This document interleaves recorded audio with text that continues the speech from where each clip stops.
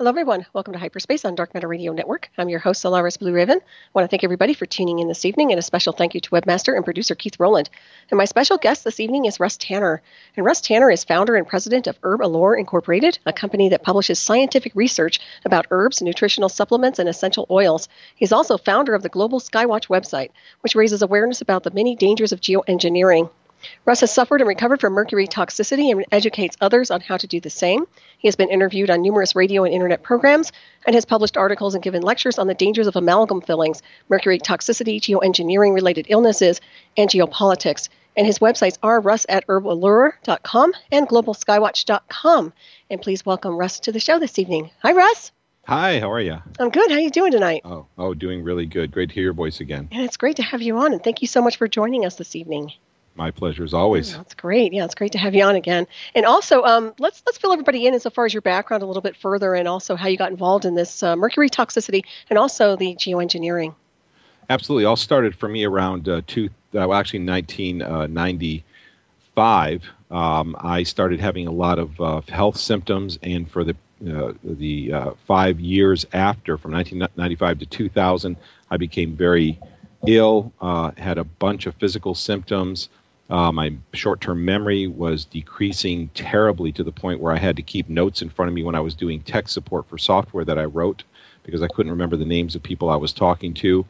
And finally, long story short, in 2000, a friend notified me that my silver fillings had mercury in them, and that mercury was the cause of all of these problems. And I did 2 days of research. I found and read Hal Huggins' book called It's All in Your Head, and read it cover to cover in 2 days, and decided to get my fillings removed. I decided that must be what my problem is.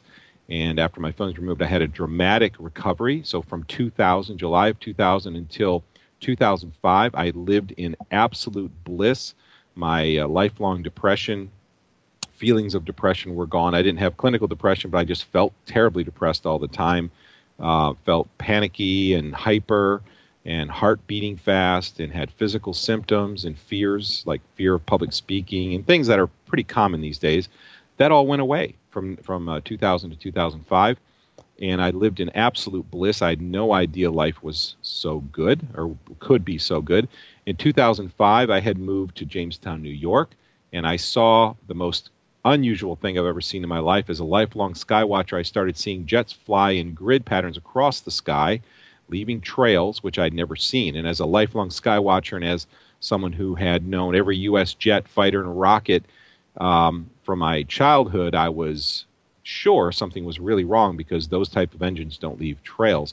And 30 minutes after these low-flying jets left these trails, I started tasting a very strong taste of metal in the air, got a headache, got terrible joint pain, could hardly focus. I had to cancel an employee meeting that I had because I couldn't function. And that was the beginning of my current battle with geoengineering, which is commonly called chemtrails, which is the spraying of particulates into the atmosphere for the purported purpose of fighting global warming, but I believe there are other purposes at hand. Absolutely, there are. Yeah, and let's talk a little bit more about the toxicity. Now, for somebody who wants to detox, how would they go about doing that if they have mercury toxicity? First of all, they probably would be slowly poisoned. So some of the symptoms that you were talking about would be some of the giveaway telltale signs. Yeah, absolutely. I mean, mercury, the amazing thing that we have today as far as symptoms is people always want to know if mercury is the cause of their illness.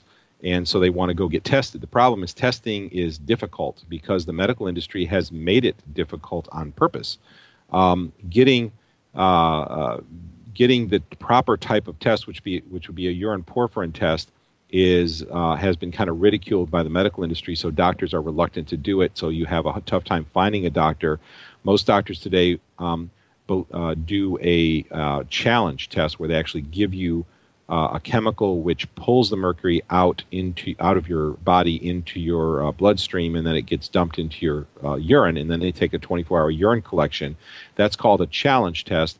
And those, although they can let you know whether or not there is a mercury issue, they can be very dangerous because they circulate a tremendous amount of mercury in your blood from your body. Mm-hmm. So the process of detoxing then is a long, slow process.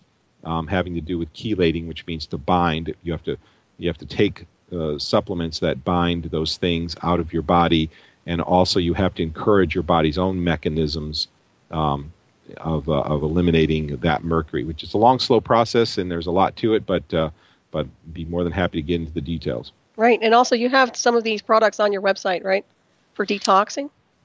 Yeah, I do sell them. I don't actively, just so people know, I don't actively push them that much. I encourage people to go to their local businesses and find those products and support your local industry. My idea is to help people, but I do offer them if people want to buy them online. Products like alpha-lipoic acid and acetylcysteine, folic acid, things like this. Simple, common, easy to find things are very useful for mercury detox. Excellent. That's good information right there. And of course, dentists no longer use the mercury in amalgam fillings, right? I wish that were true. Really? Yeah, they do. About 52%, as of 2 years ago, 52% of dentists no longer in the United States use mercury-based, quote, amalgam, unquote, fillings, which may sound like a good thing. The problem is they've been outlawed in other countries for years or decades. The United States has stubbornly held on to this for, I believe, political reasons and economic reasons for certain special interest groups. But nevertheless, they're still widely used. And in fact, people who are on state assistance in some states in the United States are not allowed to get any other type of filling material except amalgam, silver amalgam fillings. Oh, wow. That's terrible. So that's like a slow poison for these guys.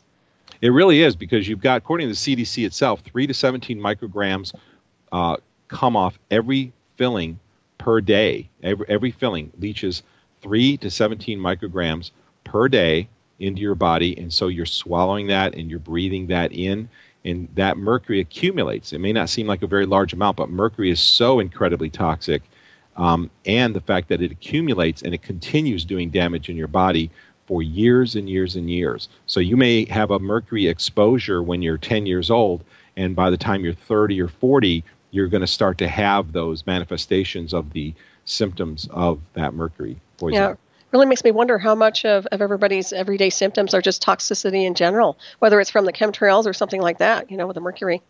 Yeah, I truly, that's a really good point, and I truly believe, and I never would have believed in my life that I would have stumbled upon this. But now I just think it was kind of probability, because this is such a common problem. Of course I'm going to stumble upon it because it's replete. It's just an epidemic. Mm-hmm. I mean, most of the diseases, the majority of the common diseases, 200 of the most common diseases we have today are caused by mercury poisoning. I'm not saying it's the only cause, but I believe that we have the set to a large degree, and with the exception of things have changed in the last 10 years with the spraying of the atmosphere. Now we have more respiratory illnesses, more heart attacks, more strokes, more aneurysms because of the spraying. But before that, our set of illnesses that we had in the world, and particularly in the United States, were largely because of the amount of mercury exposure that the population has. That may sound astonishing to people. I realize that that may be astonishing. But when you start researching this, you start believing, you start really seeing the evidence that mercury is an epidemic and has been for decades. Mm-hmm. Yeah, I can understand that for sure. So let's get into the chemtrails for a minute here. I know we have, you've done so much extensive research and you have so much experience in this area. So let's talk about, what do you think they're actually deploying through the chemtrails? And you talk a little bit about the chemtrail flu, and I wonder if you can elaborate on that a little bit too. Yeah, absolutely. I believe that they're spraying a number of different things. It's not a simple as simple as spraying one metal or another metal. But I believe that it consists of a number of things such as aluminum, barium, strontium. I'm finding more and more people, including myself, who are finding mercury in their air filter dust tests. Wow. I know people who are in sports, who are triathletes, runners, cyclists, who actually are finding elevated levels of mercury and cadmium in their bodies. Cadmium is showing up all over the place also. A lot of people are finding lead coming up. And one thing that really strikes me is that I'm in a bit of a unique position because I have a very, very sensitive sense of taste and smell. I'm not the only one. I'd say about 1 or 2% of the population have this. And this is well known. You can look online. For those interested people, there are some people who have dramatically increased numbers of taste buds or sensitivity in their sinuses, in the system of smell and their sense of smell. And I can only conclude that I must be one of them because the spraying is very, very easy for me to detect. It's actually overwhelming for me, and I have to often wear a mask because it keeps me from being able to focus because it actually gets painful very often. So what I think is in them, I think that we are probably the main component is aluminum, and we're finding people with rising aluminum levels in their bodies, barium, strontium, mercury, cadmium, lead. We also have reports from people who have collected the residue that has settled on surfaces, outdoor surfaces that have been tested and has found mold and mold spores, has found desiccated red blood cells with unique viruses. And, this sounds very exotic and very strange, but the amazing thing is that all of these things are in patents. These technologies for the delivery of these substances and the mechanics, the technology that is used to deliver these substances can be found in patents over the last 50 years. So even red blood cells as a delivery system for certain types of biologics. The other thing that we're seeing all over now, we're hearing more and more news reports about widespread spider web type substances that are being found over the grass, caught on fences, on people's houses. And, mainstream media is trying to explain that away as cow bandages or things like this, which are just silly. These are people who live in residential areas. And actually, this is another patented method. It's a delivery system by using webs that are similar to spider webs that carry biologics over large areas. So I think we have a wide variety of substances in there. And one of the types, I've named the chemtrail types based on their smell and taste. I've just given them my own names and written an article about it. One of them I call the swamp water because it actually tastes like a mixture of mushrooms and algae. And I have noticed an absolute pattern. I hope people listen to me. This is my own personal experience that I'm speaking from, and I've had many people contact me who have had the same experience. This particular type that has this smell and taste of the mushrooms and algae type mixed together, which is why I call it swamp water. Actually, when they spray that 3 days in a row, people start getting flu symptoms. And when they spray that for a week or more, there starts becoming flu symptoms over wide areas. And in Maine, a couple of years ago, they did it for 3 weeks in a row. They sprayed it every day for 3 weeks. They shut down the schools. The pediatricians' offices were backed up for 3 weeks. It was a virtual epidemic. And there's no doubt in my mind whatsoever that all of these illnesses are coming from this particular chemtrail type because I've seen that pattern over and over again for years. The longer they spray that, the longer period of days that they spray that, the more and more people get sick with flu symptoms. Mm-hmm. It makes a lot of sense, really. Yeah, it's really unfortunate this is going on here on this timeline for sure. And what do you think their motive is? I mean, do you really think they're trying to get people modified, engineered? Are they trying to do weather modification? What exactly do you think they're up to?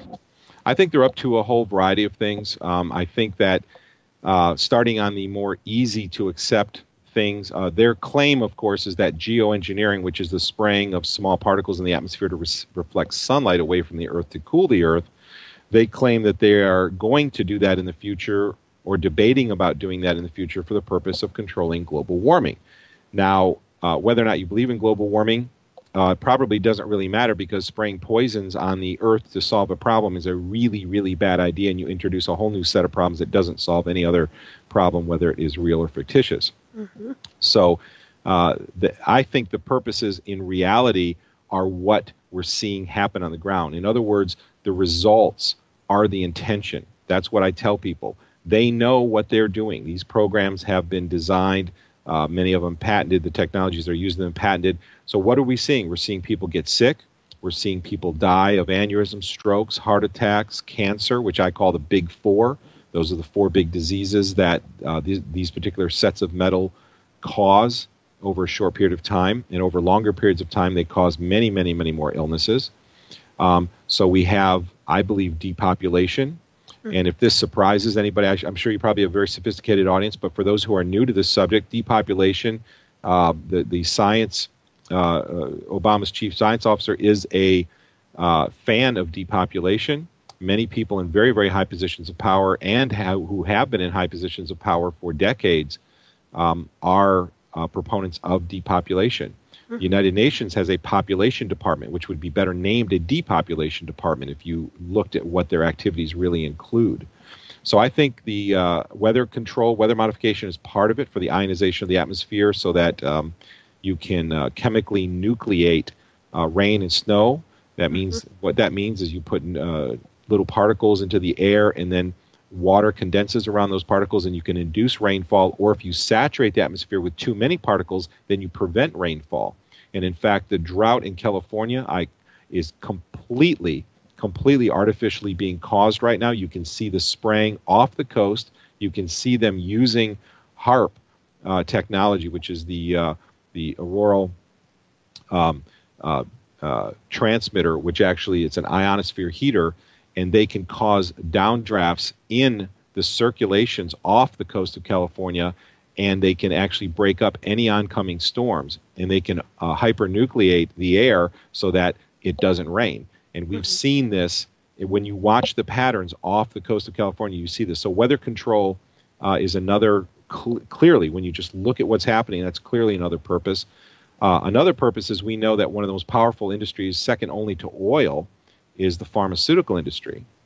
And of course, when people are intoxicated with these toxins, they're going to get sick, and it's going to be a windfall for the pharmaceutical industry.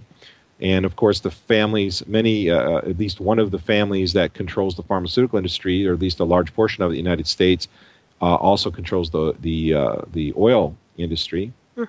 So I think we have weather control. I think we have profits for the pharmaceutical and medical industries.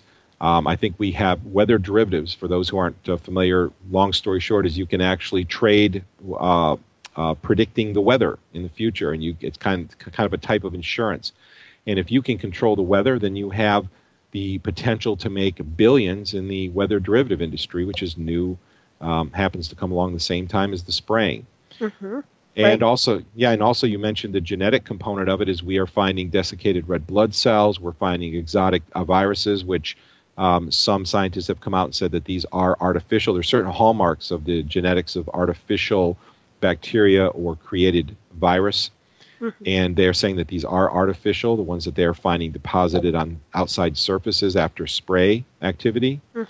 So there is obviously a genetic component, or at least apparently a genetic component going on too when you put all the pieces together. So I know that's a lot there, but I believe that this is a very profound, multifaceted program that is having a profound effect on all of us. I so agree with you on this. When I look around the world too, I mean, you can tell, you can feel it not only energetically, but you can actually feel it physically. And I've mentioned to you before, I'm a runner, and running outside when there are chemtrails, it's like night and day. I mean, you can honestly tell when this the atmosphere is saturated with whatever they're deploying in there. But it seems to me like they're almost trying to privatize the weather. Can you imagine that? Because it looks like they're trying to privatize the water. So weather will be next, right?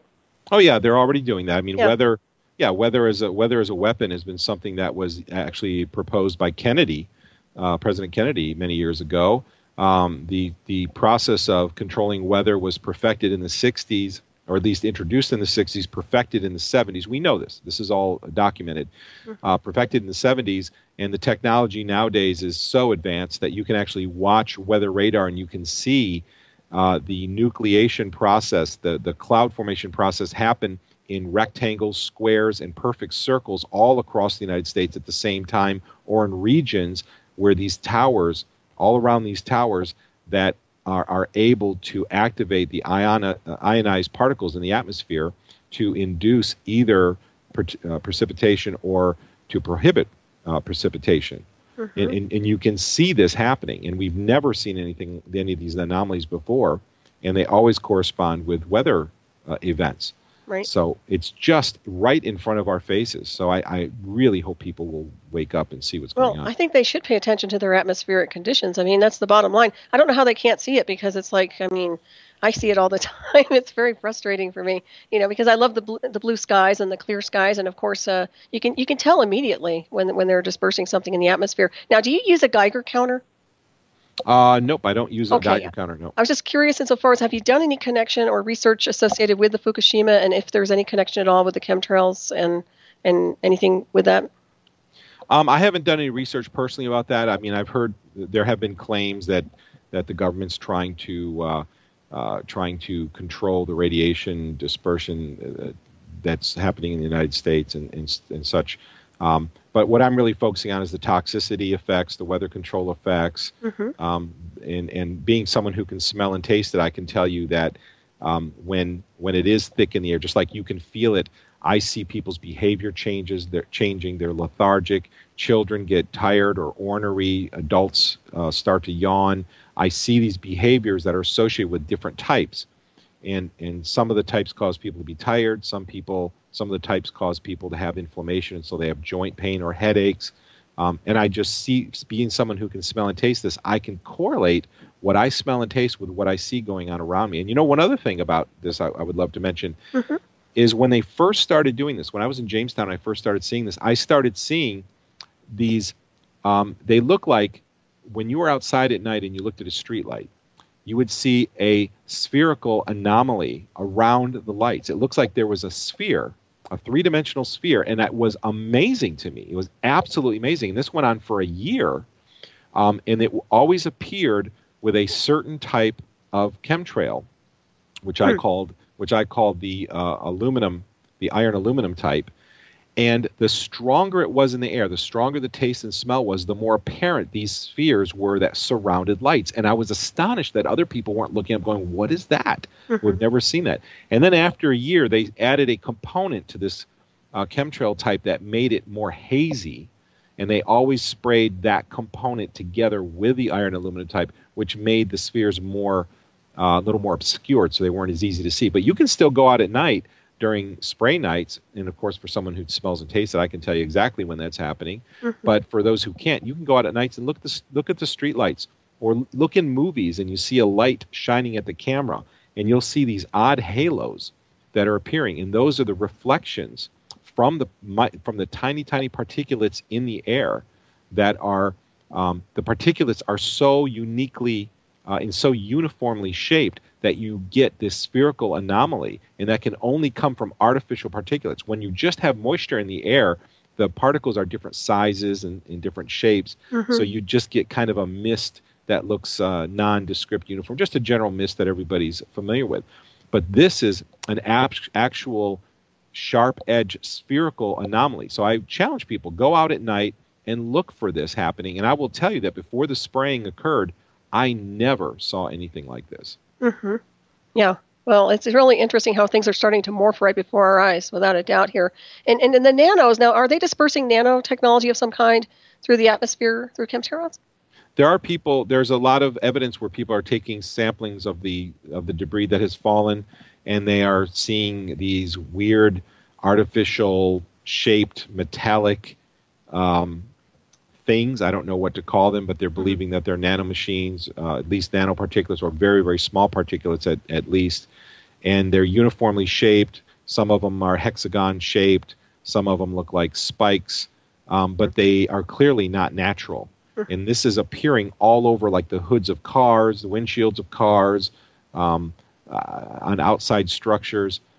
So there's certainly something going on a very small particulate level that is appearing everywhere. More and more people with microscopes are starting to photograph this and put it on Facebook and YouTube. Right. Well, when you think about the GMOs and everything else that's being modified, I mean, why not the atmosphere being modified, and of course our DNA? It just seems like it goes from A to Z. Well, absolutely. I mean, the idea of changing our DNA, when you start getting into the belief systems of the power structure of the world, there's a very relatively small group of people who own and control the Federal Reserve banks, the national banks for all the industrialized countries of the world. These are very, very powerful people with a lot of money, pretty much all the money that you could ever want to do anything with. And when you consider that power begets power, and that when people have power, they generally want more power, they start thinking of ways that they can lock their power in place, that they can control everything to a much, much finer grained resolution.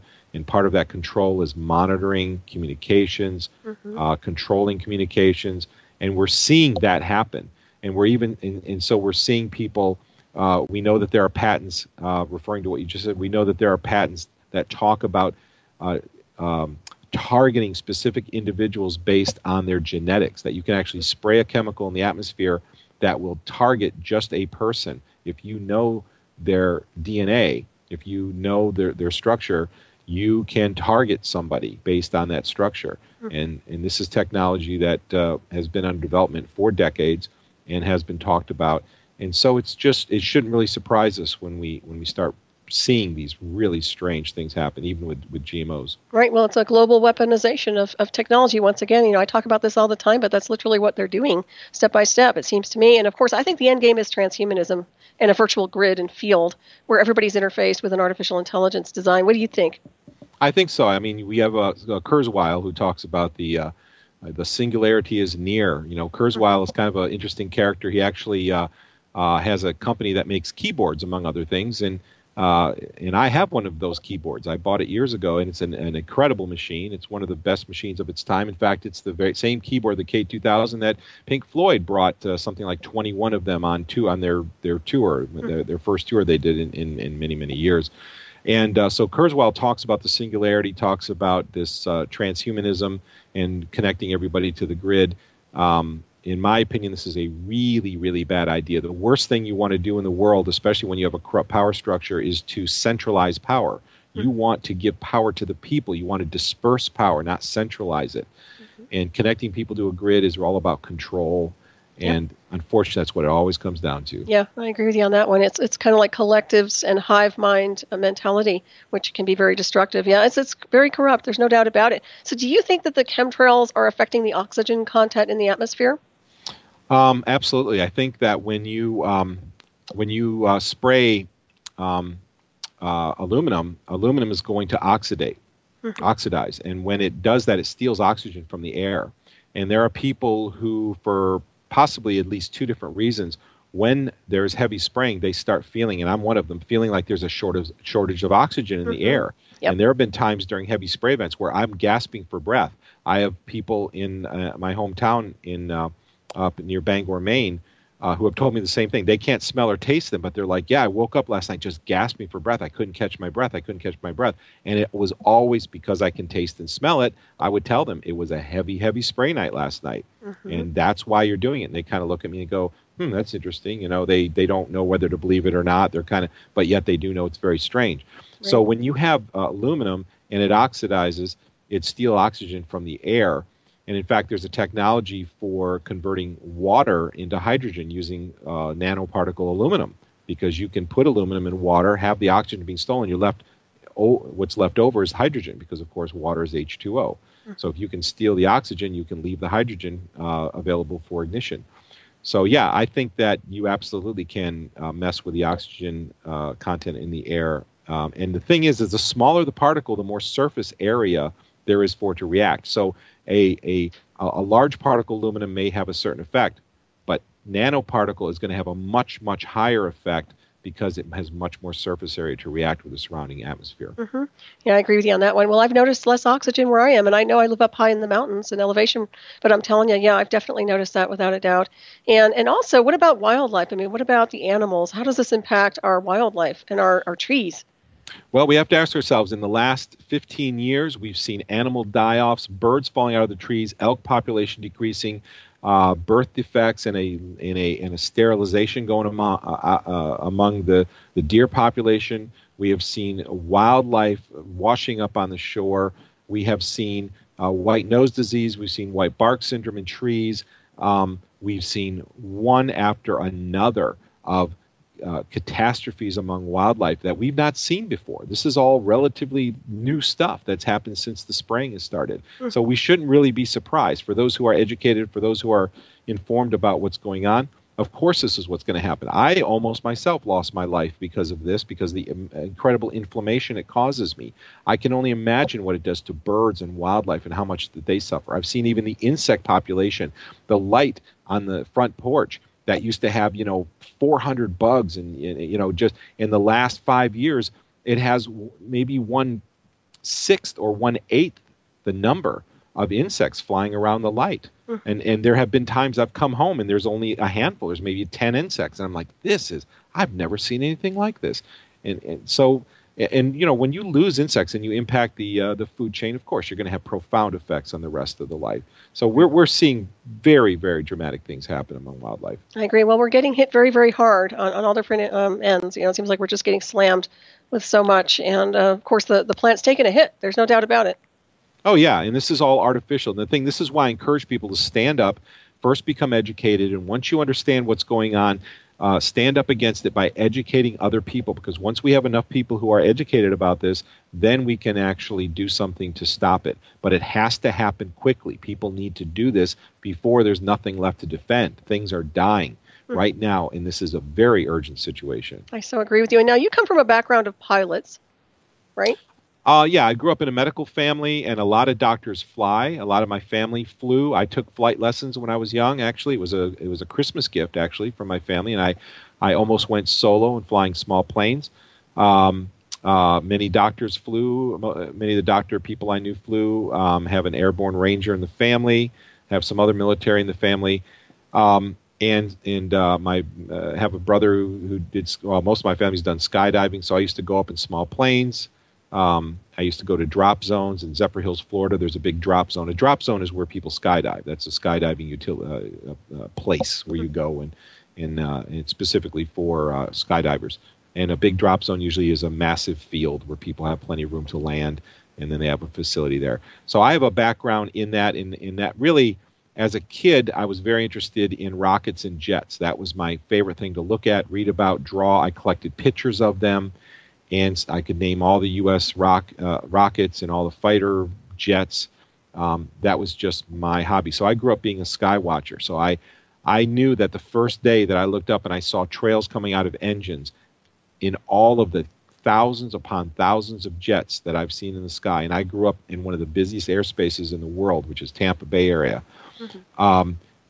I have never seen a trail come out of a high bypass turbofan engine, which is the type of engine that is fitted on all of these large aircraft, whether they're commercial or military. These large aircraft, the smaller ones use different low bypass or jet engines, but the large jets all use high bypass turbofans, and I've never seen a trail come out of them. So yeah, I've got some background in this. I've been in this all my life. I've been a sky watcher all my life. So I knew immediately, even if I didn't have the sensitive sense of smell and taste that I have, I knew something was wrong when I first saw the trails coming out of the engines. Right. And what year do you think this was again, that you started seeing the chemtrails more and more? I lived in Jamestown, New York. That's the first time I saw them sprayed on a daily basis. Very large jets, 747s, DC-9s, A330s were the three jet types. They were unmarked. The very first jets I saw had red engines and a red tail. For the first year, and after that, and since then, it's all been silver unmarked jets, but pretty much the same types. But I saw them in 2005 in Jamestown, New York. The only time before that I saw these trails in the sky was in 2003. I was in Yosemite on a little mini vacation on the way back from a business convention, and I saw Yosemite, and I have all these pictures. I was photographing the moon using time lapse, using long exposure, not time lapse, excuse me, but long exposures at night, and the sky was saturated with trails, and I was just there with a friend of mine, and I'm like, what is going on? What are all these trails? I mean, what has happened in the sky that would leave all these trails? I knew it was very unusual because I'd never in my life seen anything like it. But in 2005 is when I saw it start. Most people saw between 2000 and 2005 is when it started in the United States on a very widespread basis and in Western Europe. Now, it has been going on much longer. Even in Vietnam, they dropped defoiling agents that look just like today's chemtrails. They look the same on the land to kill the plants. So the technology to do this has been around for a long time, but the widespread spraying has become most concentrated in the since between 2000 and 2005 is when most people really saw it pick up dramatically. That's really interesting because it seems to me like a lot of big events started happening in that window as well. So when you think about it. Exactly. It all correlates. That's the thing. Yep. The die-offs, the animal issues, the insect issues, the contamination that we're finding on the ground, all of this stuff happened in that window of time. Yep, exactly. What do you think? Do you think the drones would be used to spray chemtrails at all or no? I think that they will probably use remote control jets more and more often. Jets, the technology to remote control large jets has been around since the 60s, probably before. I mean, that's what we know about. But it's been around a long time. So remote control is not something that's brand new. And I think that it's possible that there could be some unmanned aircraft up there spraying as well. So we've had some pilots come out though who have talked about the details of the program. So I think probably right now most of them probably are manned, but who knows? They may move towards drones over time. Right. And can you elaborate a little bit on the pilots that actually have come forward and some of the details? Yeah, pilots. One of the more recent ones who came forward actually is still remaining anonymous, but has some very interesting information. Talks about the name of the project, which I can't recall at the moment, unfortunately, but the project name says that they are told to shut up and do their job. They're told that these pilots are told that they are actually protecting the U.S. airspace, that they are having to keep these particulates in the air for U.S. defense, for national security purposes, because there are some enemies of the United States who have the same technology and are doing the same types of things, and so we have to keep up with our enemies. That's what they're being told. But they're basically being told just do your job and shut up, and they do keep it very. He also mentioned that they keep it very compartmentalized, so they don't really, the pilots don't have a lot of information. Plus the spraying, the on-off pumps that turn the injectors on in the engines, because the stuff is injected in or behind the engines, so it looks like it's coming out of the engines, are turned on and off remotely. So they just fly their flight plan. The pilots fly a flight plan, and then the pumps that turn the plumes on or off are actually remote controlled. Well, that's really interesting. I'm wondering how much of this is connected to, and I know this may sound a little off, but not really, but the UFOs. I mean, how much of this is connected to a UFO anomaly versus some of the things maybe they're trying to obfuscate the atmosphere to a point where people are either unable to detect the UFOs or they are able to detect them and maybe shoot them down. What is your impression of that? Yeah, that's, there's a lot of interesting information about all of these things today, how they correlate and how they go together. It's hard to really know what the details are because there's so many stories, and also the government is very actively spreading disinformation as well. Right. So it's hard to know exactly what is going on in the more in the farther reaches of their intent, but it certainly does cause obfuscation of the atmosphere, and it certainly does cause when you ionize the atmosphere, it makes it much more capable, the atmosphere much more capable of carrying electromagnetic waves. Right. So this actually increases the conductance of devices such as HARP or other electromagnetic weapons. You bet. That's what I'm thinking. Because to me, it connects into the electromagnetic pulse weapons in the array system. Right. If it wanted to. Right, it's conductivity. I mean, the more ions you have in the atmosphere, the more conductive it is for electromagnetics. So it's kind of like putting, for those who don't know, if water doesn't conduct electricity, it's the minerals in the water that conduct electricity. So, for instance, you can go on YouTube and search, and there's a demonstration where there's a large tank of distilled water, and they have a television set, an old-style CRT television set, that they lower, while it's turned on, they lower it down into the container of water. And this container is clear. It's all made of glass, like a huge aquarium. And the television stays on. It's completely submerged underwater, and it stays on. And that's because there is no shorting out of the circuits, because the water doesn't conduct electricity. It's an insulator. But when you take regular spring water or water out of your faucet or rainwater, there are elements in the water that conduct electricity, and it's those little particulates that make it conductive. And in the same way, the little particulates in the air make the air much, much, much more conductive to electromagnetic frequencies. It makes perfect sense. And what does that do? What do the chemtrails do to the minerals in the body? They leach the minerals out. Okay, so basically, we're being depleted then. They're being depleted, exactly. The minerals, the things that they're spraying are all toxic. I mean, mercury, aluminum, barium, strontium, cadmium, lead. These things are all toxic to the body. And what they do is they deplete the body of other beneficial minerals. They also stress the immune system. They cause neurological degeneration. They cause enzymes to not be produced the way that they're supposed to. They cause massive inflammation. They steal oxygen. They change the way your thyroid works. They change everything in your body. They change everything. This is why it manifests, particularly like mercury. This is why mercury specifically manifests in so many different diseases, 200 different diseases, because it affects so many different systems of the body. Yeah, it's really amazing. It's really disturbing too. And so are the chemtrails affecting, they obviously are affecting our water supply to some degree. Yeah, I've seen experiments where they have taken water and you can shine a certain wavelength of light through it. And if you see the beam in the water, it reveals that there are tiny particulates in the water. And there are more and more people who are doing this experiment where they're finding that the water is contaminated with the particulates. And of course, this would be expected. These particulates are so small that they're going to get into everything, and we're not going to be able to avoid them at all. So, yeah, this is to be expected. It's going to contaminate the water supply and everything. Wow. So, yeah, it's like I said, it's just very disturbing. And I'm wondering if there's a way we can clear. I know you said you use a wet mask, right, to kind of deflect some of this? Yeah, the wet mask actually is actually what it sounds like. It's 2 washcloths fold up, very thin washcloths, fold up into quarters, wetted and wrung out, and put over my mouth. And I hold it on with a painter's mask from Home Depot. And what happens is the water binds to the minerals or the metals and help to filter out. And I came up with this idea because I found that the only type of air filters, there's only 2 types of air filters that actually made a difference. And one of them was water-based air filters. They do help a little bit because the water binds and holds these minerals, these poisons in place.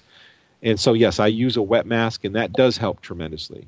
Okay, so something like that might be a good thing maybe for somebody who's getting hit really hard in their environment with chemtrails. Well, not only that, but I would love to say this too, is that if you have inflammation, joint pain, or you feel fatigue, or you get these headaches that come on all of a sudden and then go away and then come on and go away, I know people who have told me, they say, I wake up every 2 hours in the night. I wake up, go to sleep, wake up, go to sleep every 2 hours. And I'm like, that is the most common spray pattern throughout the night. Every 2 hours, a plume will descend on us. And it gets really intense, and then it thins out over an hour or 90 minutes. And then 2 hours after that plume hits us, another plume hits us. So here's an experiment you can do. Take a wet mask and wear it. Use it. You just put these wet washcloths over your face and wring them out enough so you can breathe through them for 15, 20, or 30 minutes and see if you don't start to feel better. See if that doesn't, and it helps me tremendously. I mean, it's one of the things that helps keep me functional. The other thing you can do is this, is since some of these parts, or some of these chemtrail types, some people can smell and taste like myself. And one of the newest one I call the burnt plastic rubber solvent type, because it actually tastes like burnt plastic or burnt rubber mixed with model glue cement. That's what it actually smells like. Now, most people can't smell this. But here's what I did, is I took a wet mask, I breathed through it while they were spraying this type, which is practically every day now. I breathed through it for about 15 minutes, and I took my friend and I said, smell this washcloth. Tell me what you smell. And she smelled it and said, wow, that smells just like burnt rubber. And I said, goodness. There you go. There you go. If you want to prove to yourself or your friends that this stuff is in the air, pass air through it for 15, 30 minutes, and depending on what type they're spraying at that time, these odors are going to become more and more pronounced. I agree with you. And it's interesting because you moved. Now you're in a different location, but you still get hit with the chemtrails, right? Yeah, I'm in Philadelphia, and I moved from Bangor to Philadelphia. And when I first moved here, it was like a war zone. It was every single day it looked like there was war in the skies, which just is another thing that just amazes me that people don't say, what on earth is going on up there? But anyway, all of a sudden, several months ago, it stopped, and this is the third time I've seen this. They moved the spraying to mostly short trails at higher altitudes, and they did this in one day. This is the third time I've seen this happen in 3 different locations. So they're trying to hide it from the public. Now you'll only see the war zone effect, much less pronounced, about 6 days a month, plus or minus. The rest of the days you'll see short, non-persistent trails. Same scheduling. Same smells and odors in the air, same physical symptoms, but the trails are now shorter, and they're being sprayed at high altitudes. Right. And I'm wondering how long this is going to continue insofar as them spraying like they are. I think that because their goal is to deplete population to 10% of its current levels, that is their goal. So we're not going to see this stop. So if anyone out there is on the fence about whether or not they're going to become active about exposing this to the public, don't sit in your living room and hope that it's going to stop, because I don't think it's going to stop.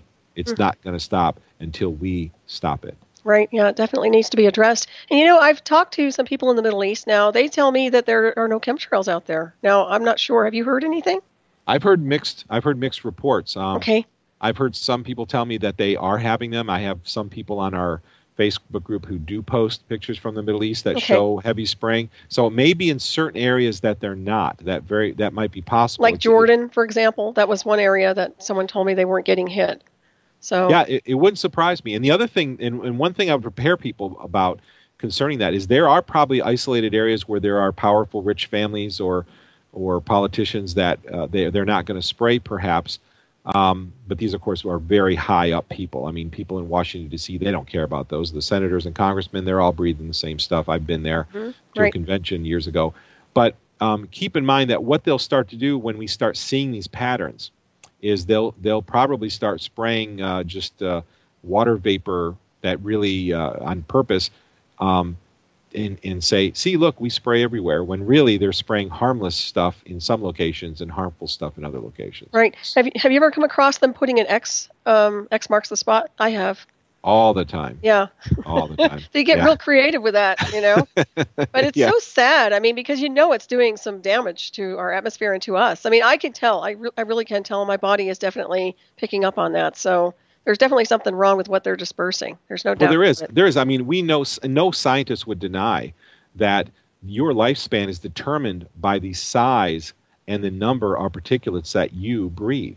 I mean, I hope people listen to what I'm saying. You've already lost time off your lifespan because you're breathing these particulates. Nobody who realizes the particulates are in the air will deny that. No scientist will deny that. The smaller the particles, the more toxic they are to the body and the more effect they have on shortening your life.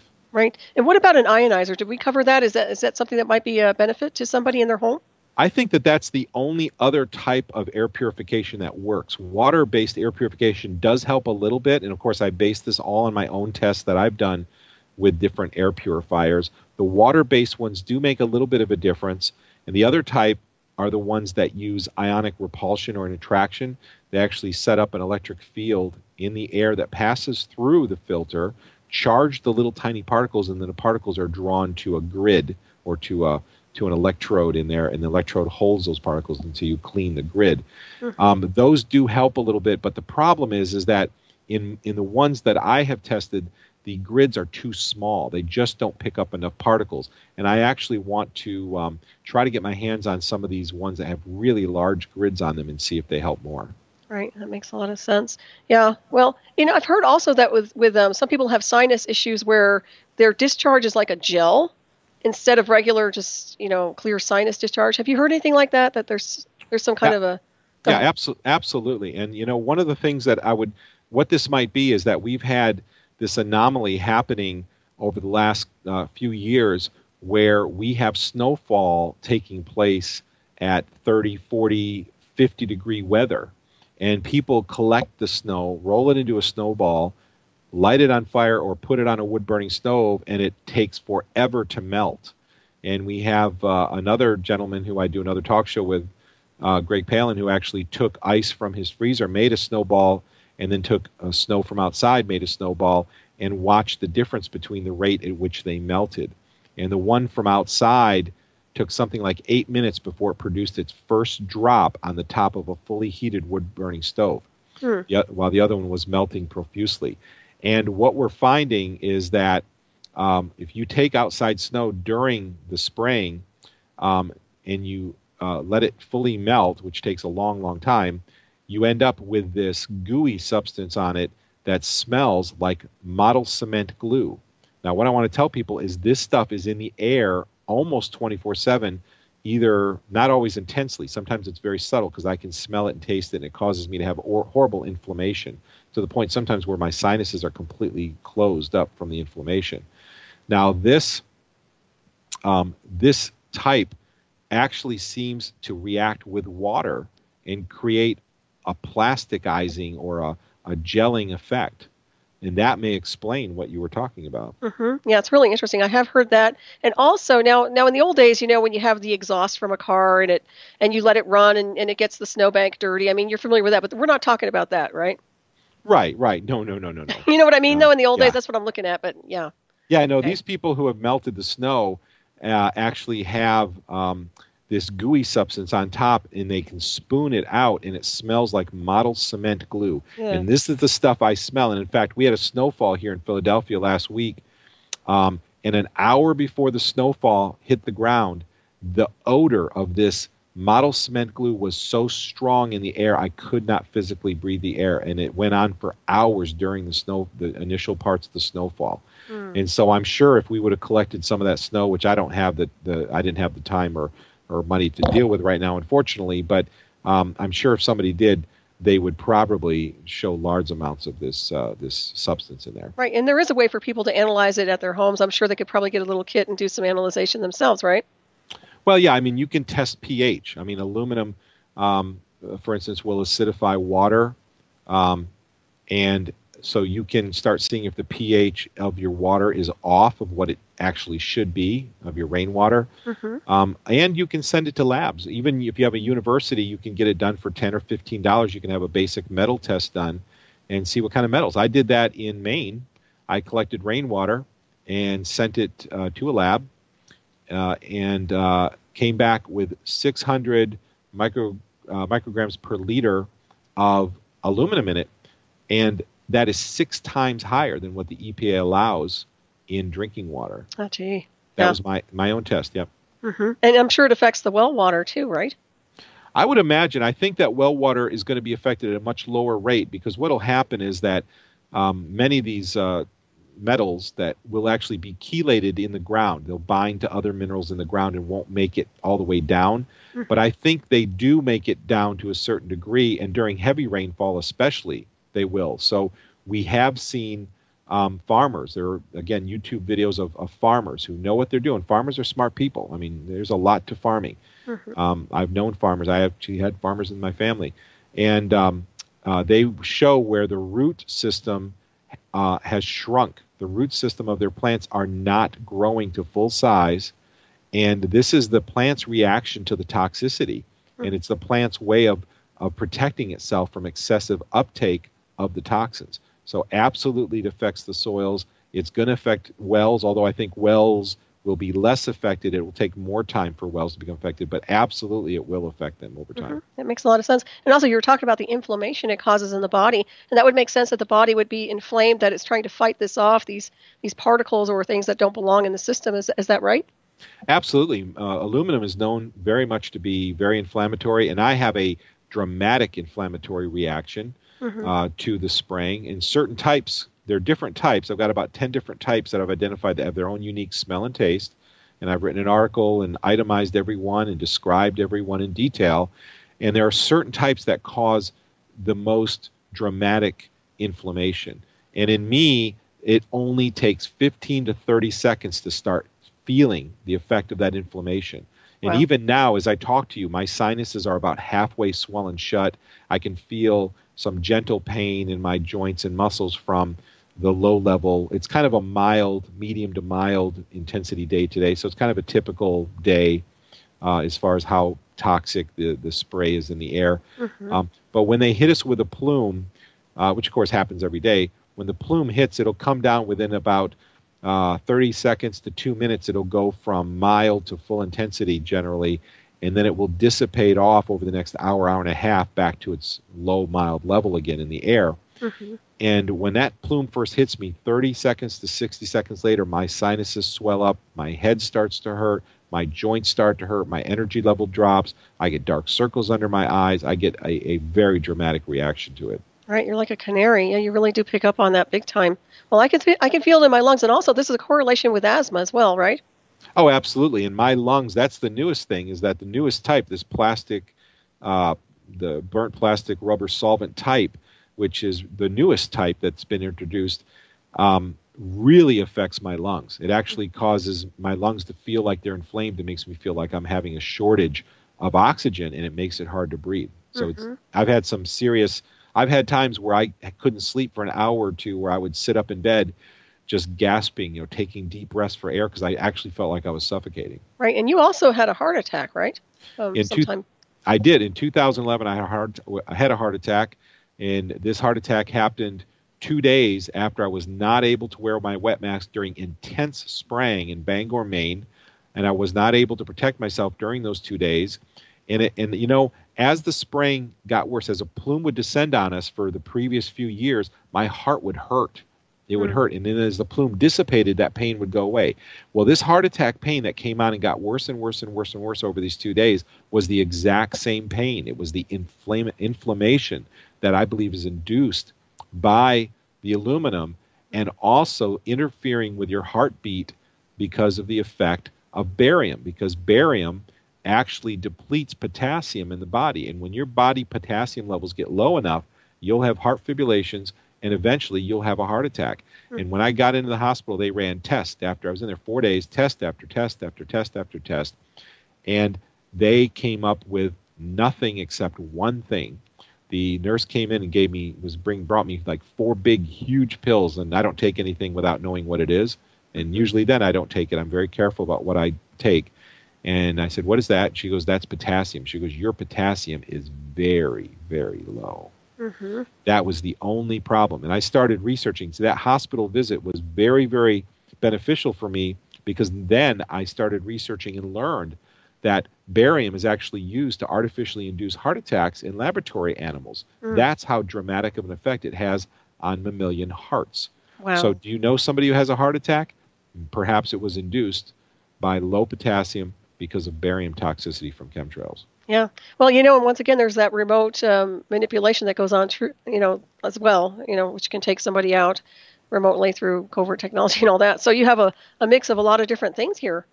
Well, not only that, but what I want to tell people is the second night I was in the hospital, I was in there Monday, Tuesday, Wednesday, and Thursday, and Tuesday night they hit Bangor really, really hard. And I called one of my friends. I said, "Could you bring me my wet mask? I can't breathe. It is horrible."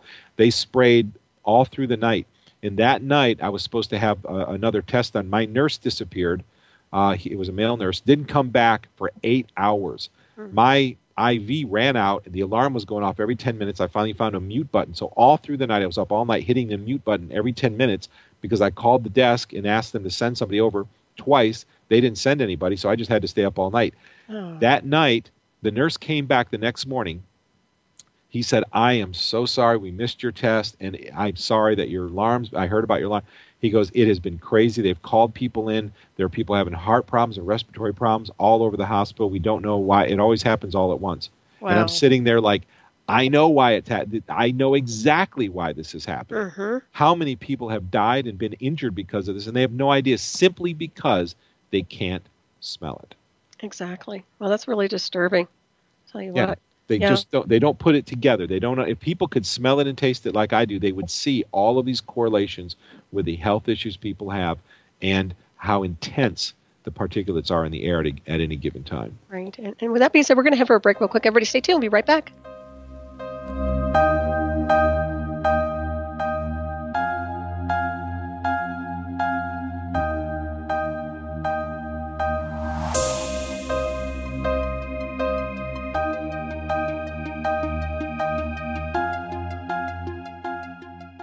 Welcome back, everybody, to Hyperspace on Dark Matter Radio Network. I'm your host, Solaris Blue Ribbon, and I'm here with my very special guest, Russ Tanner. Hey, Russ, you with me? I'm still here. Excellent. And give everybody a shakedown insofar as how they can get in touch with you, and also how can they get involved with this type of, addressing the geoengineering and the chemtrails? Absolutely. To get in touch with me, you can visit one of my websites, globalskywatch.com. You can just go to contact us and email me. That comes directly to me. Or you can go to Orbis Vitae. That's Orbis. It's Latin for circle, like orbit. O-R-B like boy, I-S. Orbis Vitae, V-I-T-A-E, which means life. So Orbis Vitae means circle of life. Orbisvitae.com. Just email me at any one of those addresses that you see at the contact us pages.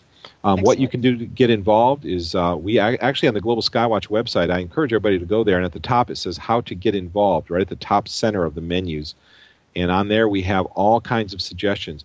What we're doing right now is we're in the phase of alerting the public to this. And people need to go out and they can put a bumper sticker on their car. They can make up business cards, stickers. They can put something on their checks. They can add our website to their email signature. They can put a badge on their website. They can join our chemtrail group called Global Skywatch on Facebook. There are many different things you can do to help wake up the public. So go there and check that out. There's all kinds of ideas there. Excellent. And you also don't you do a little bit of a radio show yourself with callers? And I do. I haven't been doing it recently because I've had my own personal, I've been so busy personally trying to keep my business up and trying to stay up with things. But yes, we have an archive of shows. If you go to globalskywatch.com and go to the link on the top that says Global Skywatch Radio. We have a lot of radio shows there we've done over the past few years, and we'll be picking it up again soon and doing some more shows in the future. Excellent. Yeah, you're a resource for sure when it comes to chemtrails and geoengineering, without a doubt. And I know a lot of people always try to argue the fact that it's a contrail, not a chemtrail, and I wonder if you can just kind of elaborate a little bit on the difference. Absolutely. The thing that people have to realize is that the engines that are being used on all of these large aircraft, whether they're military or civilian, are called high bypass turbofans. And here's what you have to know about high bypass turbofans. Remember back in the days of prop planes, which we still have many today, a high bypass turbofan is actually technically called a ducted turbofan. And let's break that apart. It's called a fan because that's the primary propulsion. When you look into the front of a jet engine, what we call a jet engine on any of these aircraft, you'll see a big spinning fan. That's where most of the thrust comes from for that engine. It's just like a prop engine. It's called a ducted turbofan. The word fan is because that's the primary source of thrust. The first word, ducted, refers to the fact that that fan is encased inside of a large cylinder, which is called the duct. Just like in your house, you have air ducts. It's the same thing. It's an air duct. And by putting that cylinder around the big fan, you increase the power and efficiency of that engine, of the air that passes through that engine. So that's called a ducted turbofan. Now, the word turbo comes from the fact that it's a turbine engine that drives this high bypass turbofan engine. In the center, along the center axis, there's an engine that takes in air and then combusts kerosene, which jet fuel is essentially kerosene, essentially, and it ignites that and then shoots it through fins, which actually spin the turbine. It's just like a turbine in a car. When you have a turbine in a car, you have the exhaust from the car turns a blower, which then forces fresh air into the intake of the engine, increasing your intake pressure, which gives you more power. Well, this is the same principle by which these turbine engines work, is the air is thrust through these fins, which turns a shaft, which turns the fan. And the fan is basically a prop that spins, and that moves the air through the engine, which gives you your thrust. So what is the difference between a contrail and a chemtrail? A lot of people who are arguing, or at least some people who I believe are primarily government-paid shills, these are people paid by the government to lie to the public. Yes, they do exist. In fact, I spoke to one person who has personal knowledge of one of the facilities that they work at. What these engines do is they 80% or more of the air that passes through a high bypass turbofan is just blown through the engine. The rest of the engine is combusted using kerosene in the turbine and then blown out the back. Now, these types of engines are practically incapable of producing any type of trail except for a couple models.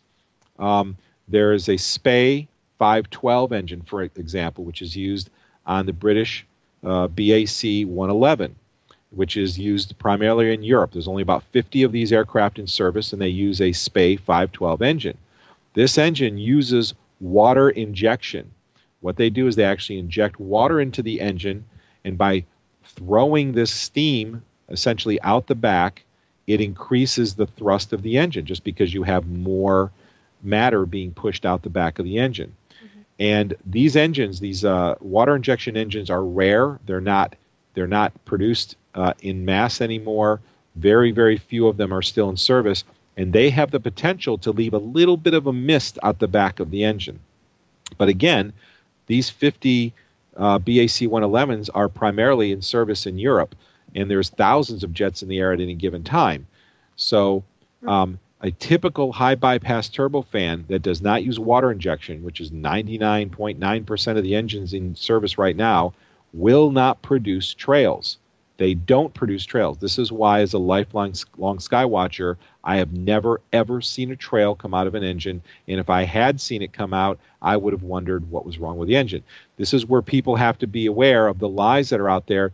When the shills, the government-paid shills, try to tell you that these engines produce contrails because of the combustion of hydrocarbon fuels, that's a lie. The combustion of hydrocarbon fuels produce carbon.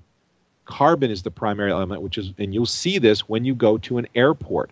You'll see a little bit of a black soot come out of the engines as the jets are taking off. You'll see, incidentally, the same thing in helicopter engines, because helicopters, if you ever listen to a helicopter, it uses the same type of turbine as its power plant for the engine. Now, you don't see contrails or humongous plumes of smoke coming out of helicopters. Why? Even though they're the same type of engine, they have the same power plant as these high bypass turbofan engines.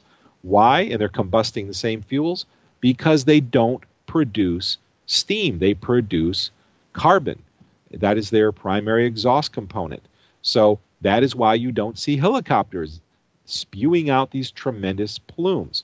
So that's the thing, is that if you see a line these days, if you see a line, a trail coming out of a jet engine, 99.9% chance it is an artificial particulate, aerosol particulate that's being intentionally injected. There's a little tiny chance that if it's a real faint trail and you happen to be looking at a BAC-111, which uses a SPA 512 engine, you might be seeing a water-injected engine spewing a little bit of moisture out the back. Aside from that, which is very rare these days, if you see a trail coming out of an engine, it is a chemical aerosol, because these engines do not produce trails. I appreciate you clarifying that, because I know there's been a lot of dispute going back and forth, people, back and forth about that. So thank you for that. I appreciate it. Yeah, no problem. This is that's a dispute that just gets me hot under the collar, because I've watched the sky my entire life. I've lived on military bases. I have a military guy in the family. I have flown. We have, our family had 2 planes when we were younger. I took flight lessons. I watched the sky my life. I used to collect pictures. And then you have these shills, these government-paid shills, trying to convince the public. You have Wikipedia. You have meteorologists now. You have school textbooks. And it just frustrates me, because I smell and taste this stuff. An hour, half an hour, an hour and a half after they lay these plumes down, the air just becomes saturated with this metallic smell. I become very, very inflamed. My sinuses close up. My joints hurt. My heart, my lungs hurt. And and these people just trying to say, "Oh, this is harmless water vapor." It's just a maddening lie. And I will share also, for those people who don't know about the shills, U.S. government allocates a lot of money through government contractors to pay people to create Facebook accounts, websites, and blogs to spread lies to the American public. This is well known. It's no big secret. I had a guy call me about 2 years ago. He had a military buddy. He and his buddy served in the military for several years, and when they got out every year, they would go meet with their other buddies and have a party every year at the same time. And one of his buddies started bragging about all the money he was making, because his commander called him up and set him up in a business. What was his business? His business is that he has 200 people who sit behind computers all day, and this is a military contractor, who create Facebook accounts, create blogs, and tell people that the lines coming out of these engines are contrails. That's where your money is going. And this guy was mad. He was like, "Are you kidding me? You are taking money for lying to the American public after we served in the military, and now you." And the guy was like, "Yeah, man, I just bought a house on the water. I'm making all kinds of money." So this is how the world really works. It's unfortunate. It's so corrupted, but I agree with you. You know, they're doing damage control. It's like there's the ship's sinking. We're trying to get the water out of the ship, and they're dumping more in, and it's just. I probably have about 200 of those shills on my Facebook page. Oh, it's amazing. I have been attacked by them. There was a page up saying that I'm anti-Semitic. I mean, this is the kind of stuff they slander people like me, and I'm just a guy. I mean, I never in my life thought I would be doing talk shows. I mean, I'm a computer programmer and a musician, and that's what I love to do. And I'm just like, well, I have no ambition to put my face out anywhere or to be out. I never wanted to be doing this, but I became so sick and I almost lost my life, and it made me so upset. I feel like I have a responsibility to speak out. I have to speak out. If I don't speak out, my conscience would burn within me because I smell these things, I taste them. I have this experience being a sky watcher. I know about these engines. I have done this research in my life. I have an absolute responsibility to speak out. And here we have our government who is actually spending money to lie to the public to keep them apathetic about their own illness and death. It is unbelievable what we have going on today. I so agree with you, and I applaud you for standing up and being counted, by the way. And I do the same thing. You know, if I see something wrong, I stand up and I'm counted as well. I think it's important that we address issues that are not appropriate. That's the bottom line. I mean, there are things that are happening across the board here, across the planet, that are not in the highest good for the people. So you have to look at it on all levels, and even the people in the illusion of power. I mean, this isn't healthy for them or their children or their grandchildren. So you're looking at something that's contaminating our planet, our biosphere, our atmosphere. Everything is just going, right down the sewer, and of course, it just goes on and on. It's just like a chain reaction. It is a chain reaction. And one thing I would like to say, people, there is no neutral. If you're not actively involved doing something, then it's not neutral. You cannot be neutral. When you become aware of something like this happening, of course, it doesn't mean we have to go out and spend 5 hours a day and dedicate our lives to raising awareness. And we have families, we have jobs. God knows how busy I am. I try to do these things in between. I'm on 4 hours of sleep right now, and this is just the way it is for me. You don't have to do this. But once you become educated about this, being ignorant about it is not a choice, because there is no neutral. You are being attacked by this. Your lifespan and your children are being shortened with every breath that you take. And I am giving my public testimony right now as someone who smells it and tastes this as clearly as I would you cooking food on the stove, even more so because it's intense for me. It's almost unbearable sometimes for me. So I have to speak out. So I urge people, do not be apathetic.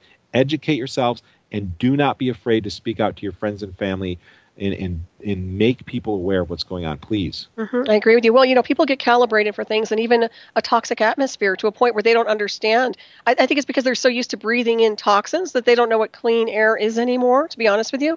So exactly. It's been so normalized. And this is kind of what's going on with like autism. I mean, we had statistics before showing how there was the mercury in vaccines could be correlated with autistic children. Well, now, since we're finding mercury in the soils in every sprayed country of the world, and we're finding mercury in our dust tests, there's mercury everywhere. Now you have contaminated the control. If you're talking science here, your control that's supposed to be clean is now saturated with mercury. So now everybody's got mercury symptoms, and they're thinking, oh, well, I'm just getting old, or it's just the way it is. I can't really say it's vaccines or mercury or fillings. I really can't say that because I don't have mercury exposure. Well, you all have mercury exposure. You all have aluminum exposure now. So now there is no control. There is no control to compare the clean with the dirty. It's all dirty now. So it's all been normalized that way. Exactly what you just said. Yes. Yeah. And what about the aluminum? Now I would think that would create Alzheimer's, right? It's in the atmosphere. Aluminum reacts with mercury in the body and makes mercury at least 100 times more toxic. There was a test done that actually they injected a certain amount of mercury in laboratory animals, and 10% of them died. They did the same thing with aluminum, 10% of them died. Then they mixed aluminum with mercury and did the same thing, and all the animals died. Mm-hmm. Okay, now I don't support animal testing, but I have to refer to this test just to show people that this is how toxic it is. And when you mix mercury and aluminum together, their reaction is synergistic, and they become at least 100 times more. This is not me saying this. This is right from Dr. Boyd Haley, who's the chemistry chair of the University of Kentucky, and who also has developed products that have helped many children with ADD and with autism. Mm-hmm. So this is not me saying this. This is from a chemist's mouth. Right. And once again, you just do the research. I mean, it's right there hidden in plain sight. If people would actually look for the information, look at the patents, and then check their atmosphere out. I mean, just go out and look at your skies. I mean, I can see, even when I take my dog for a walk at night, we have chemtrails at night. You can see them, and they're highlighted sometimes if the moon is full. You can see all the chemtrails in the atmosphere, and I notice it, and I'm sure it affects my dog. Absolutely. Absolutely. And I mean, you people have seen the sky is white so many times. You look up and maybe above you the sky looks kind of blue, but you start looking a little bit closer, towards the horizon, and it becomes white. Right. What is that white? It's not supposed to be that way. I'm old enough to know what sky is supposed to look like. Yep. And it's supposed to be a deep, dark, beautiful blue. Of course, living at different altitudes is going to be a little bit different. And living in Maine, the air is supposed to be so clear. You should have 30 miles of visibility. You should be able to see crystal clear mountains off in the distance. You can't. Right. It's all hazy. It's almost like they're even at night. And people look at this. When you go out at night and it's cold and the air really can't hold moisture and the air is relatively dry, you should look at a street light and it should be crystal clear, no haze. Every single night you go out, there's haze in the air. What is the haze? Those are the metal particles that you are breathing for the most part. Right. Yeah. And once again, the transhumanism comes to mind. Terraforming comes to mind. And I remember when the skies were blue also. And we had beautiful blue skies. And I felt energetically so much better when the skies are clear and blue. So, yeah, I miss that. And it's saddening to me because children are growing up today and they're not getting that beautiful blue sky that we used to have. Well, yeah, not to mention the fact that their lifespans are shorter, that their IQs are lower, their health is declined. Their body systems are being ripped apart, torn apart, demineralized by these metals. Mm-hmm. And they don't have the quality of life that they could possibly have. It affects everything, and it gets everywhere. Right. It's very concerning, without a doubt. And, when you think about all they're doing with the weaponization of the atmosphere, and that to me is what it feels like. It feels like a Tesla thing. It feels like they're just weaponizing the entire atmosphere. Yeah. So. Yeah, it feels like, the particulates, you are breathing the weapon.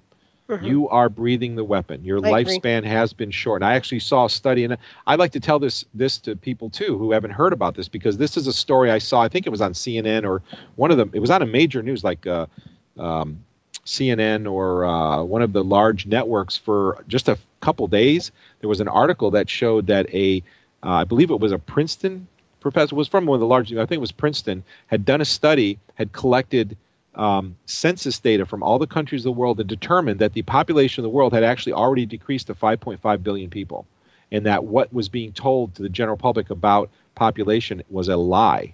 And I was like, this is amazing. What is this doing in mainstream media?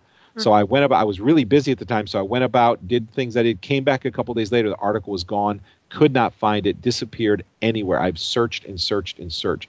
But this was a Princeton, I believe, or it was one of the major universities, professors who had actually done this study. And this brings up the point that people need to realize is that you don't know anything about what's going on around the world unless you're getting your information from somewhere. Mm-hmm. And so I urge people to understand that mainstream media lies to you constantly, which is why shows like the one you're listening to now are giving you the real news, are giving you real information, and mainstream media lies to you. I worked for a small political party in Florida years and years ago when I wanted to do something for my country. I didn't know what to do, so I got involved and volunteered for a couple of years, and this is when my eyes were opened. Every single event that took place. I thought I didn't know anything about the corruption of mainstream media. Whenever it was an event that the government favored, instead of 500 people being there that really showed up, there was 2,500. And if it was a gun rally or it was some kind of event that the government didn't like, then even if there were 5,000 people, and I was at some of these events, 5,000 people there, they would report on the news 500 people showed up. Oh, They would wow. lie to the public. And if you're not at the event, how would you know? And this is the way you marginalize. And the same thing is happening with YouTube videos. We have myself and other people have videos that I have metered the watching of certain videos through my own technical means, because I'm a web programmer, to have gotten somewhere around 40,000 views, and the counter on YouTube shows 6,000. Oh, I've heard that before from various people too. Yeah, that does happen. And this is important, and people have to realize this is powerful because the nature of people is that people tend to go where other people are. If a video has 100,000 views, people watch it and give it credibility. Just the fact that counter says 100,000 views, people assume it has credibility. They want to watch it. It's like a restaurant. If you go to a restaurant and there are no cars in the parking lot, you're not going to stop there. The best way to make your restaurant busy is have your friends park some cars in the parking lot. Then Really? It's true. It's true. Then people start showing up. It's a known fact. You can dramatically increase your business by putting some cars out in the parking lot. And it's the same way. So by lessening the number of views on these YouTube videos, it makes it look like, oh, this is just a conspiracy video. Nobody's watching it.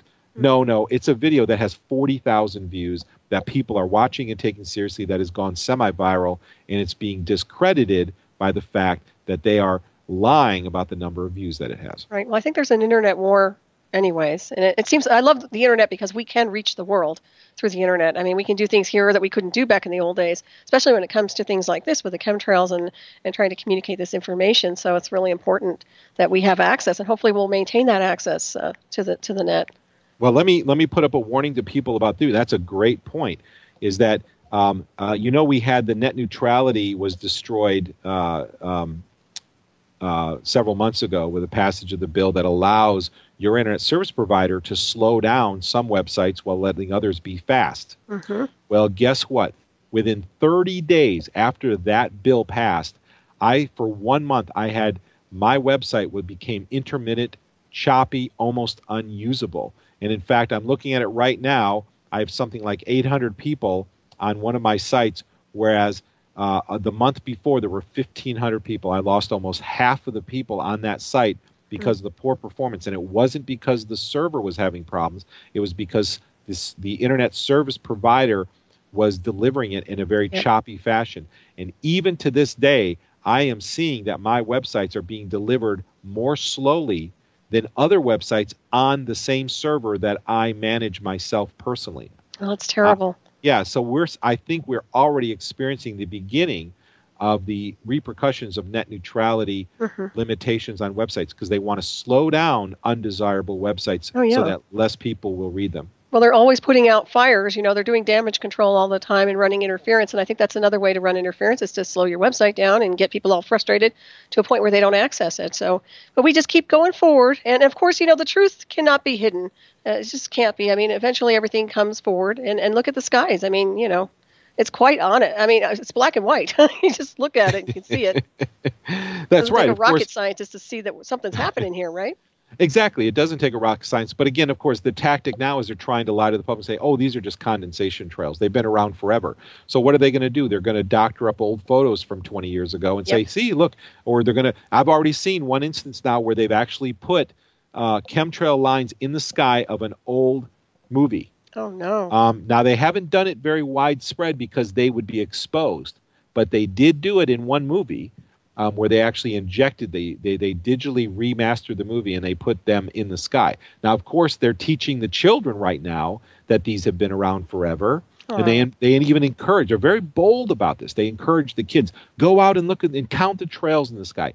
Oh, think about how these trails might be affecting the environment. Maybe what we should do about them, and maybe there should be regulations on controlling contrails. And they'll develop a whole industry around controlling contrails and clearing, redesigning jet engines, and all of this stuff in the public's mind for one reason: to support the lie that these engines produce trails.